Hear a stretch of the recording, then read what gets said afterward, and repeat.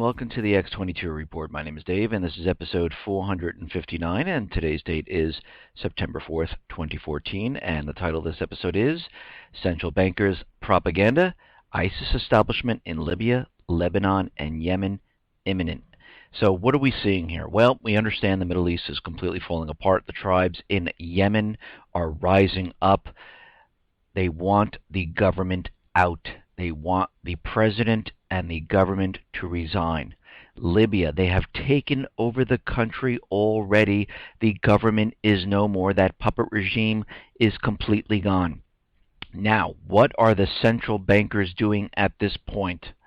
They are making preparations to get into these countries. Lebanon, they are in a fierce battle right now with the tribes of Lebanon. They are fighting. The U.S. government, central bankers are providing the puppet regime with military aid and weapons, and they are continually fighting in this area. But what we are seeing right now, and like we said before, what they're going to do is they're going to have the Islamic State move into each one of these countries to establish a caliphate in this area, to say, yes, they've infiltrated Lebanon, they infiltrated Libya, they've infiltrated Yemen. And of course we know there is a bill right now floating around Congress where it would allow the United States to go after any type of terrorist group no matter where they are. And we can see how they are forming this and planning on this, and this is what they're looking to do. Now, of course, their first action is to get into Syria. Now, this is building up. They're prepping for this. They're maneuvering for this. They're waiting for the big event because they realize there's no real way to get into Syria at this time. Now, of course, they might come up with something incredible, but mostly they need something where the American people say, yes, they've just attacked us. We need to go after the Islamic State. We need to get into Syria. We need to do this. We need to get after those terrorists. And right now, of course, Syria is saying, listen, and Russia is backing them, do not bomb Syria. This is against international law. Now, the United States, of course, is not just going to go ahead and start bombing because the rest of the world would look at this and say, oh, just a minute here. You just bombed a sovereign country without permission, without speaking to the leader, the elected leader of Syria, and this would cause a huge, huge problem. So, of course, they're going to go around this and use the Islamic State to get into Syria and maneuver their way into removing Assad. Because, again, this has been their goal all along. It has not changed. Go back 1 year, that was their goal. Fast forward to this year, the goal is exactly the same. They're just using a different tactic, but everything is the same. Now, we see up in Ukraine, they are talking about a ceasefire. Putin put together the 7-step ceasefire. He's saying use this as a gauge of how you would like to do this, a template of how you would like to do this, because Russia is really not part of this. This has to be done between the southeastern people and the Ukrainian government. And of course, NATO, U.S., they do not want peace. Central bankers, U.S. government, still beating the war drums, still pushing for war. And I'm not sure if this is actually a ceasefire right at this time. I'm looking at the situation and I'm thinking to myself, what did Poroshenko do the last time? Well, the last time he called for a ceasefire, of course, he said, lay down your weapons, surrender, we'll arrest you, and then we'll bring the southeast section back into the fold of Ukraine. And now, during that time period, he was saying this, and they had the ceasefire, they regrouped and ramped up their armed forces. And now, since they're losing and the people are rioting, protesting, wanting the resignation of Poroshenko, they are losing the battle from to the southeastern people.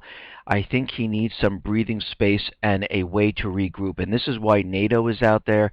This is why U.S. is bringing in troops and having drills at this time. And we know it's not for drills. We know exactly what they're doing. They're going to be giving Ukraine military aid. They'll be ramping up the troops, and they'll have everyone on standby, and it looks like this could be a regrouping. Now, of course, on the other side, they didn't need to stop anything. They were pushing the Ukrainian army all the way back to the Sea of Azov, and they are not stopping here. So they were in the position of crushing the Ukrainian army, and we can see right now that they're pulling back and saying, listen, we don't want to go any further. We want peace. Let's talk about peace. And we can see right now that I don't know if this is going to actually work, because there's 4 NATO ships inside the Black Sea at this time, and we can see that there could be some type of accident where one of the ships gets hit. They blame it on Russia. NATO troops or U.S. troops get hit. They blame it on Russia. Any way they possibly can to push this war forward and blame it on Russia, they will do it. Let's get into the economic collapse news here. Now, here in the United States, they're pushing this recovery. Now, every single stat that comes out is not perfect, and the real economic indicators are completely separate and apart from what they're talking about. They're talking about the stock market, fantastic. Gold is being pushed down. Look, unemployment is incredible, but when you look around and you actually talk to people, a lot of people do not have the same paying job. A lot of people are way underemployed. They have part-time jobs, and other people that are getting laid off right now can't find work whatsoever. And we're seeing major corporations laying off people. And of course, we have to remember these people get severance packages, and a lot of these people, their severance packages are starting to run out, and depending on how long you work for a company, they run out. Depending on how long you work, it's 3 months or 6 months or 9 months. So those people who are on severance, they're like, okay, I'll send out my resume. We'll see what's out there. Oh, I haven't heard an answer. They'll blame it on the summer. Summer's very slow.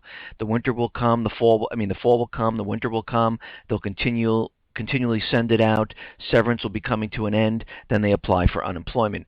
So we can see right now, this is really starting to take effect, and we understand that a lot of companies have been applying to the state, letting them know that they'll be laying off a lot of people during the fall and winter.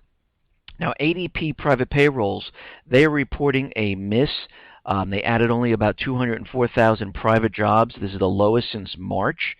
And we look at the trend line here, and when we look at the trend line, we see that the trend is now heading down. If we go back to June 2014, we had this big boost of jobs of about 297,000. July, it went down to 212. August, now we're at 204. So we are heading down this trend here. But if we look back and we go back to the years prior to 2008, or right before the crash of 2008, we see the trend in the same exact way. It was up, it came down, it went back up, it came down, and there was really no indicator, except if you look at the major trend line from 2005 all the way up to 2007, you see the main trend line going down, and then all of a sudden the crash hit and it just plummeted to the negative territory.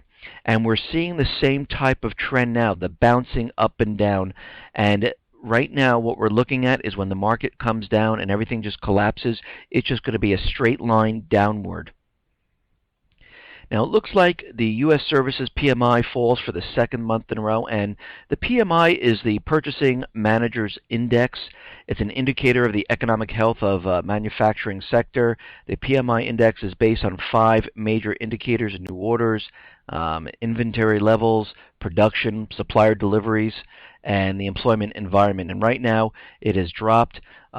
Earlier in August, it printed at 58.5, and what we're seeing now, it rose to 59.5, and it came down from 59.5 to 58.5, because last month it was up. Now it's coming down. The trend is coming down now, and we're seeing this in PMI. We're seeing it in the employment situation. Real estate is heading downward, and I realize people have been writing in telling me that, oh, in my area I don't see anything. The realtors are telling me that everything is fantastic. We saw the same exact thing during 2007 going into 2008. There were places in the country where nobody saw a slowdown until it was too late. But in the major areas, we start seeing the slowdown. In the Northeast, we're seeing a leveling off and a downward trajectory of prices at this time. We're also seeing that people have been lowering their prices. This is not a good sign. This is exactly what we saw leading up to 2008. And I'll tell the story once again. I have a sister-in-law that worked in Florida during this time period, and I lived in New York. I said housing has come to a screeching halt. There's no more traffic. People are lowering their prices, trying to get people in. Nobody's coming. In Florida, contracts being sold left and right, buildings going up, construction not halting. It took about 6 to 8 months later, everything came crashing down. So yes, we're still going to see the hot spots within the country where things are going well. But what happens, it's a trickle effect. It eventually reaches those areas, and those areas really get hit hard when it comes down. Now, it looks like in Europe, the economy is pretty much in a downward trajectory, and they realize this. There is no improvement in the Eurozone. They're seeing each country reporting that manufacturing is down, unemployment is up, debt is up, and right now the European Central Bank unexpectedly cut interest rates to 0.5% from 0.15% in a strong response to combat deflation. Now, of course, in their minds, they believe this is going to help the economy. It's going to make people take out more loans. It's going to spur growth, but it's not going to do anything like that. What have we seen in this country? We saw none of the above whatsoever. All we have been seeing is the propping up of manipulation.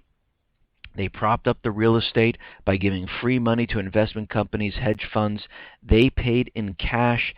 Banks were told to hold off on putting houses on the market, keep them off the market if they're foreclosed, let the people live in their homes. This way they reduce the number of houses that are on the market. This allows prices to go up. The hedge funds and investment companies that were purchasing these homes in cash were said, listen, rent them if you can. If not, just hold on to them. Drive the prices up, and this is exactly what they've done. During this whole time period where real estate was booming and they're saying we're in this recovery, huge mortgage departments, mortgage companies were laying off people in the thousands. The same time they're telling us that real estate is improving. Right there tells you there is a bubble. It's fake, it's phony, and it will be coming down. Now, with the illegals, we know the borders are wide open. The Obama administration is not doing anything about it. It's part of the agenda, and he's been telling the country that people want the illegals to come in. People want them to get work permits. Well, it's really not the people. It's actually the bankers, the corporations that are pushing for this, because there have been some polls here, and it's showing the actual opposite of what he's saying. So he's not exactly doing what the people want, which the government never really does. They do what they want to do to help themselves. But the Investors Business Daily conducted a poll. More than 6 in 10 Americans do not want President Obama to grant work permits to illegal immigrants. So that means 63% disapprove of work permits for illegals. So what is he doing? Well, of course, he looks at this and says, okay, people want the people to come in here, so I'll bring them in illegally, and I'll give everyone work permits. And then I'll bus them to 23 different states. This is pretty much what he's doing. There is another poll that says people are looking to have a tighter border security. And more people are saying, you know what, we've been seeing what's going on, and from this, we really want to close off our borders. Survey results released by the Pew Research Center show that more Americans favor stricter enforcement of immigration laws and heightened border protection. Well, we see all other countries doing this, and I don't know why the borders are wide open. Well, I kind of do, because it's part of their agenda. They want to bring the illegals in. They want to put them on Obamacare. Of course, they'll be in the lower section of lower class section of making the income, so they'll get these subsidies from Obamacare. This will boost the Obamacare numbers. Of course, he's going to give them work permits, and of course, these people are teenagers, the ripe age to start working or go to war. either one. And I'm sure there's many other things that they're planning on using the borders for, like, saying that terrorists are coming across, drug gangs coming across. There's many different things happening all at once. But what the U.S. is going to do is they're going to increase border security in Nigeria. Now that's quite odd. Here we have open borders, but in Nigeria, U.S. plans major border security. Now, does anyone see a problem with all of this? I mean, a top U.S. official for Africa says the United States is preparing to launch a major border security program for Nigeria and its neighbors to combat the increasing number and scope of attacks by Islamic extremists. So they're closing the borders in Nigeria, but they're opening them up here in the United States, where there are people reporting there are terrorists coming across. Well, of course, these are CIA operatives that are going to be planning the false flag event, but they are coming across, and they don't have a problem here in the United States. And this is how you know all this TSA security patting you down, making you go through x-ray machines, telling you that you have to give up your rights to be more secure is a lot of BS. It means nothing. Okay, now out in South Korea to prepare for World War III, because we know all military assets are being positioned in the Pacific. They're being positioned in the Eastern Europe section where Ukraine is and Russia. And we know they're getting ready for something very, very big in the Middle East because it's completely falling apart. In Africa, what they have is terrorist groups in Africa. They have Ebola on the rise in all the countries where a huge amount of oil was discovered, and it's just a very big coincidence that Ebola is occurring in these same exact countries. And of course, what they're trying to do down there is weed out a lot of the people, let it spread, and then have these countries call in the U.S., and all of a sudden it will just clear up. And this is what they're doing down there. But in South Korea, what they're going to do is they're going to create a combined army unit with the United States, reportedly tasked with destroying North Korea's weapons of mass destruction in the event of an all-out conflict. Of course, we know who our enemies are now because they've made it perfectly clear. And of course, these are not enemies of us, we the people. They're the enemies of the central bankers. Remember, these countries are not under the private Western central banking system. They're either part of the BRICS system or they have their own system in their country. And this makes them an enemy of the Western central bankers. The mechanized unit led by a U.S. Major General will be set up in the first half of next year, the South's Defense Ministry said, as part of an elaborate preparations for any future war between the two Koreas. If war breaks out, the unit would be tasked with eliminating weapons of mass destruction in the nuclear-armed North. Now we can see how they're positioning everything here. I mean, they're getting ready in the South Korea with the United States, preparing for this. We see in the Pacific, they encircling China, containing China. We see in Eastern Europe more and more NATO military assets, U.S. troops, U.S. military assets are all being pushed into this area, and now we are getting ready to go to war in the Middle East. We see the mission creep of troops in Iraq. We see the continuous bombing, and now they're making the case to get into Syria, to move back into Libya, to move back into Lebanon and Yemen, and they're continually pushing this. Now, we understand that Russia placed a food ban after sanctions were imposed on Russia, and right now there was a document that was released that said the food ban is going to pretty much cost the European Union about 5 billion euros, which is $6.6 billion a year. And this is coming from an internal EU document. The document, which was presented to European commissioners in Brussels, shows that the EU's total food exports to Russia were worth about 11.8 billion, which is $15.5 billion in 2013. So we're seeing that it's going to have a huge, huge effect on Europe and the United States, and they're going to lose a lot of money. And this is going to accelerate the collapse. It's not going to cause it. The collapse was already happening. This is just going to accelerate it. The European Union knows it. The United States government, central bankers know it. And this is why you see the huge, huge push to war. Now, we know Ukraine has imposed a war tax. So let's see what the people have gotten since the coup d'etat, where the United States and the EU spent about $5 billion to get in there, put in the puppet regime. What did they get? Let's see. No gas for the winter, so people are going to be a little cold. They got war. They got a draft where the breadwinners who make the money have to go to war, and Ukraine now is having protests and riots, and they're calling for Poroshenko's resignation. They see their economy collapsing, and now they're being taxed for this entire war. Why? Because the country has been put into deep, deep debt, and guess who's responsible? The people of the country.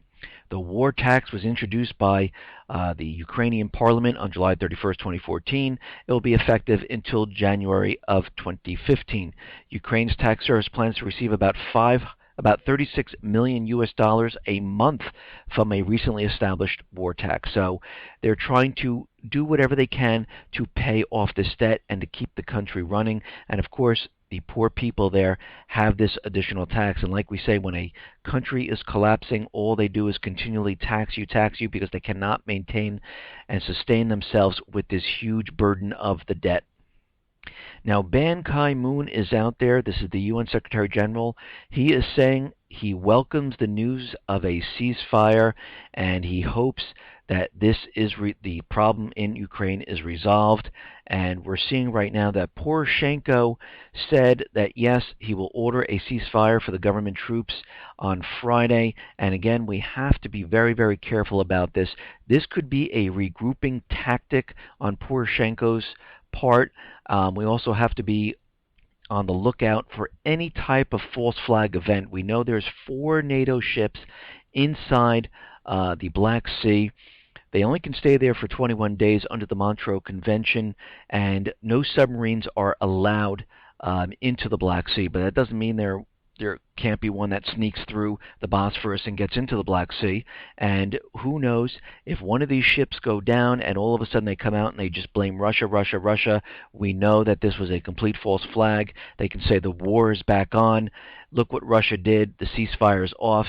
Or if there are troops where NATO is training or U.S. is training and they get hit, they can blame it on Russia. So we have to look to see what is going on in this area. And of course, NATO has upped the amount of troops where Russia has been sending into Ukraine. Now they're saying there's 3,000 troops in there. And I say again, if there are Russian troops inside Ukraine, this is a perfect opportunity for Ukraine, NATO, U.S.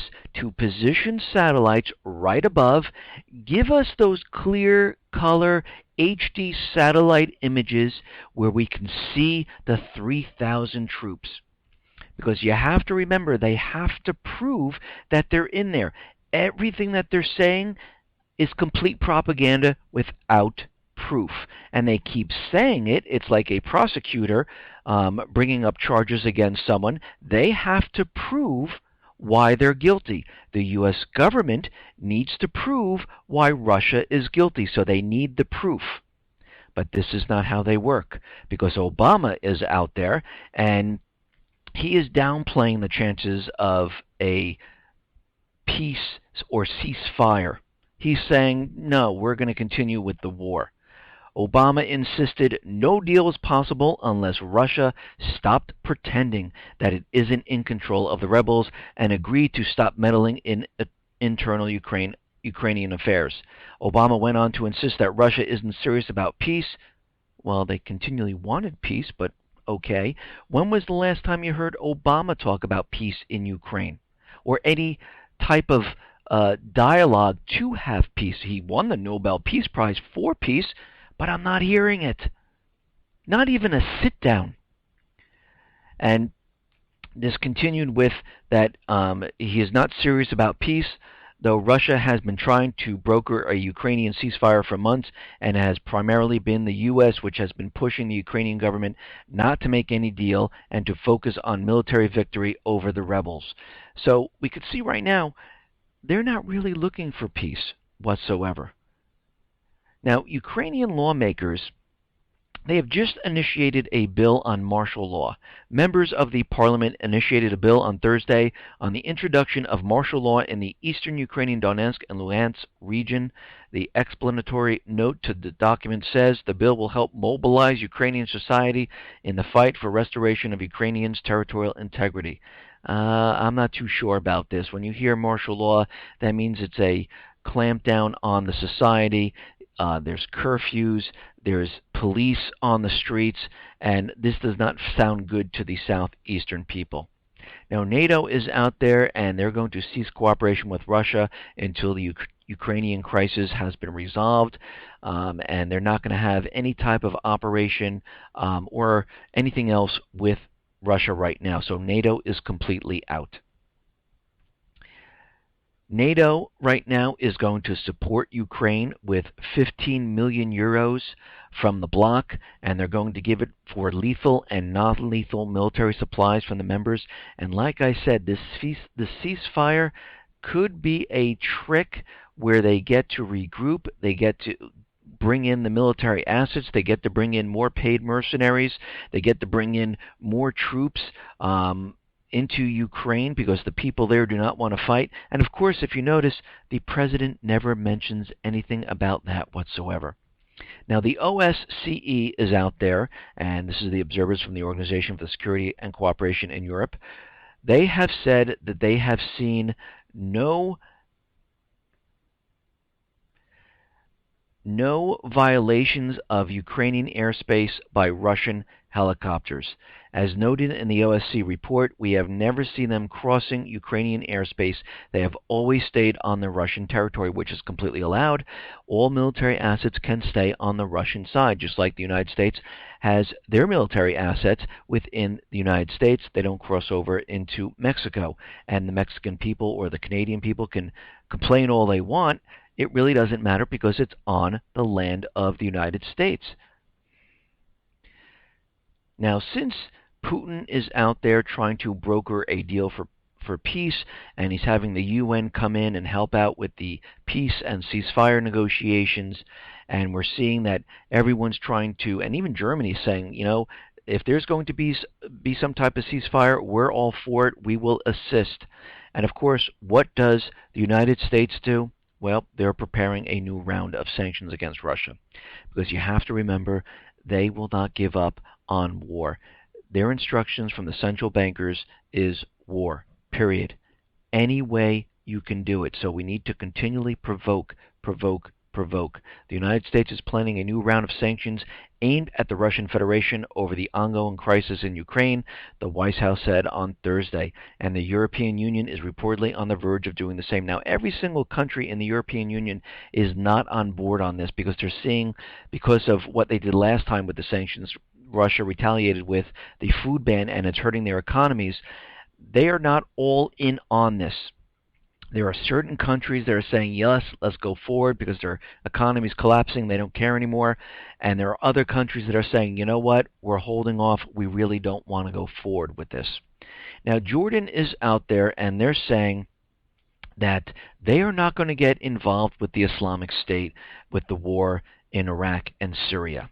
They don't want to have anything to do with it. Well, they kind of did have something to do with it because they had the secret bases on Jordan, which trained the Islamic State. The weapons, the military assets were brought down to Jordan. Jordan held the drills for all the nations to come down into this area, and they left all the military assets down in this area.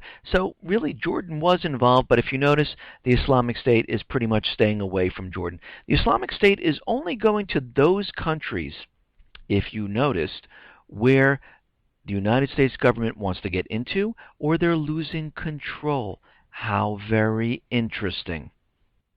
Now, it seems like Australia is on board because of the alleged beheading of Stephen Sotloff. They're saying they are ready to go into Iraq, and this is coming from Tony Abbott. Now, British Premier has suggested that the West will not need any green light from the Syrian government for launching airstrikes against the Islamic terrorists operating in Syria. Speaking at the beginning of the NATO summit in Wales on Thursday, David Cameron repeated his unfounded accusations of how they can go into Syria where the Syrian government is completely illegitimate, and he's saying that, we would not do anything without moral or legal justification. Cameron's allegations contravene international law, which requires that any airstrike by a foreign government would need the invitation of the sovereign government, Syria in this case. Now, of course, Syria is out there, and they've been giving warnings saying, listen, you need our permission, you need to work with us. Assad is out there repeating this over and over. We will work with anyone. If you would like to go after the terrorists, let us know. We will work with you. And what we've been seeing is that the president, the other Western countries are saying, no way, Assad is not the leader of the country. He is a terrorist, and we need to remove him. So we will not work with him. He's part, and this is coming from Cameron, he is part of the problem, not part of the solution. So we can see right now they have no interest whatsoever working with Assad. They're going to use the Islamic State to remove Assad. Now, as we know, one of the biggest banks, J.P. Morgan, was hit by a cyber attack. But what's very interesting about this is that the information that's coming out from this, and sources familiar with the probe told Bloomberg the latest results from the bank's internal investigation indicate hackers controlled computers from Latin America to Asia to flush a stream of malware past J.P. Morgan security and rerouted stolen data to Russia. So they're trying to say that they've pretty much narrowed it down, and they know the path that the Russian actors took, which I can tell you is very, very difficult to do, because if they're able to do that, you wouldn't be getting spam in your email ever again. And let me just say, a sophisticated actor would never leave this type of footprint. They would completely cover it up and would be so difficult to find. And this is how you know that it's a bunch of BS here. Former NSA U.S. Cyber Command Chief and Cybersecurity Consultant Keith Alexander. Hey, isn't he the guy that lied to the American people where he said the NSA wasn't spying on them? Well, what he said is the success of such an attack highlights just how vulnerable the U.S. financial sector is and how future attacks could result in significantly more damage. If you can steal the data, if you can reach in that far and steal it, you can do anything else you want, Alexander told Bloomberg. You collapse one bank and our financial structure collapses. See what he's trying to tell everybody? They are getting ready to pretty much bring down the economy. And who are they going to blame? Russia, of course, because they don't want to be blamed. They want to shift all eyes from the central banking system, the U.S. government, over to Russia. And this is why they've been prepping for this. This is why there's a kill switch for your New York Stock Exchange bats and the NASDAQ system. And we can see right now the bail-in documents prepared, ready to go. Europe has it, Switzerland has it, Australia has it, Canada has it, England has it, United States has it. They are ready and prepped to go. This is why Fed Fisher is out there saying, yes, we could go into the banks and take your money if you'd like. And you have to remember, when this whole thing comes down, you will be Cyprus. That is the word I use because this is what happened in Cyprus. People woke up the next morning. The banks were closed. People were running to the banks trying to get their money out. It was too late at this time. Once this happens, you will not be able to get your money out. Now, what's very interesting about these videos that are coming out from James Foley and Sotloff, and I do believe that these are completely fake. They're production-oriented. They're out there to pretty much convince everyone that the Islamic State is here. They're beheading the people to get you angry, to get you pissed off, to get you ready for the event. And this is exactly what it is. And again, you do not know who's creating these videos. You don't know who the man is behind the black outfit. You don't know if it's the Islamic State. Just because they're telling you something doesn't mean it's true. But what's very interesting about all this, that these professionally produced videos of the beheading of Steve Sotloff was presented for public consumption by the private intelligence contractor SITE Intelligence Group of Bethesda, Maryland. SITE stands for Search for International Terrorist Entities. SITE has also been linked to the Department of Homeland Security, major U.S. government players, and may have ties to the Israeli intelligence community. As Kurt Nemo reports, one of the site's founders, Rita Katz, is a government insider with close connections to former terrorism czar Richard Clarke and his staff in the White House, as well as investigators in the Department of Justice, Department of the Treasury, the Department of Homeland Security, according to SourceWatch. Another facet of the story, calling into question its authenticity, is the Sotloff family's choice for a spokesperson, and his name is Barak Barfi. Barak Barfi is in fact a research fellow at the New American Foundation.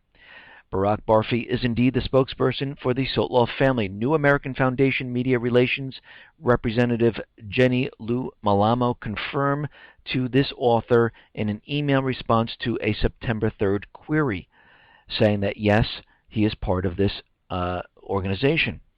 While touting itself as a nonprofit and not partisan, the New American Foundation is in fact a well-heeled think tank and advocacy organization backed by powerful globalist figures and entities including Bill Gates, Google CEO Eric Schmidt, the Ford Foundation, the U.S. Department of State, and the U.S. Agency of International Development.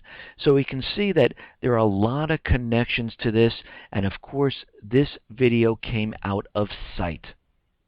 And when you look at it, it does not look real whatsoever. It looks like a movie production to give you the biggest scare of your life, to build the story of the upcoming event that the Islamic State is the worst thing out there. They're terrible, they're horrific, and they will attack the United States, and we know exactly who it is before it even happens, and this means we need to go to war, and you can see they are completely building up for this. Now, what they're doing right now is they're letting us know that the Islamic State and Al-Qaeda, which they're going to merge them into one eventually, and they started to do this already. Now they're saying that Al-Qaeda has expanded into India. The leader of the terror group said in a video released Thursday, vowing that its militants would bring Islamic law to the entire subcontinent and wage jihad against its enemies. Now we know that India is part of the BRIC nations, so you can see what they're doing now. They're bringing all the terrorist groups into all these regions. Of course, they're trying to get into Chechnya, and we could see the Islamic State saying, you're next, and they're doing all of this because you have to remember, wherever the terrorists are, this is where the United States will say they have the permission to go get them. And this is why they're trying to pass this bill, which is kind of meaningless because these are sovereign countries. You just cannot go into these countries. Now, U.S. intelligence agencies last month reported that a group of 22 Yemeni Americans were training in Houston to be the seamen on oil tankers, raising terrorism concerns over the unusual activity. Think about why this is coming out now. What is happening in Yemen? The tribes are rising up. They want the government out of there, so they're building the story that Yemen is part of terrorism. Reporting revealed that 22 students of Middle Eastern descent from Michigan and California were enrolled in recent maritime training courses in Houston, Texas, to obtain training, licensing, and/or mariner ratings during calendar year 2014. The report said all students were naturalized U.S. citizens from Yemen. So they're building this up. What else are they doing? Well, they're saying that the Islamic State was trying to get into Lebanon. Syrian army destroyed several vehicles sent by ISIL, ISIS, the Islamic State, whatever you like to call them, and Nusra Front for the defense of Levant to Lebanon's Bekaa Valley. Several vehicles were supposed to have been used in a simultaneous attacks. The ISIS convoy was headed for the Lebanese border town of Brital. The first car would target an army or a police checkpoint, clearing the way for the other vehicles to proceed until the final destination is reached. The convoy marked what was termed the latest plot by the Islamic State, and we can see why this is happening. The tribes in Lebanon are rising up, and the United States government has been sending the Lebanese government more military aid, more military assets to fight them, because all of these countries are starting to fall. The puppet regimes are starting to fall, and this is why they're bringing in the story that Islamic State is moving into Lebanon. We have Yemen terrorists that are training in Texas, and now we have that the people in Libya, of course they don't call them the tribes, they call them the Islamists because that sounds like the Islamic State. They're saying the Islamists are planning, according to Libyan democratic sources, which shall be anonymous, they're going to declare sooner than soon their own Islamic State, and by doing so join their Islamist brethren in Iraq and Boko Haram in Nigeria. So now they brought all of this together. They're saying that these people in Libya now are going to say they're part of the Islamic State. They're going to join the Islamic State movement. Boko Haram is joining the Islamic State movement. So basically, the bill that's floating around in the Senate says that any terrorist group, including the Islamic State, Al-Qaeda, and Boko Haram, and anyone not mentioned, the United States will have the ability to go after them. So what are we seeing? We see the Middle East falling, and now they're telling us that the Islamic State is in each one of these countries, even in Africa. And we can see that pretty much Al-Qaeda is going to disappear from the picture, and all we will hear is the Islamic State. They're raining terror down, and we know it's going to be them when they have this false flag event in the United States. And we know it's not them. We know it's the agents inside the United States. They've been pre-positioned. They're ready to go, and we can see this occurring. Listen, everyone, thanks a lot for listening. Be well, be safe, and especially be prepared. Thanks a lot.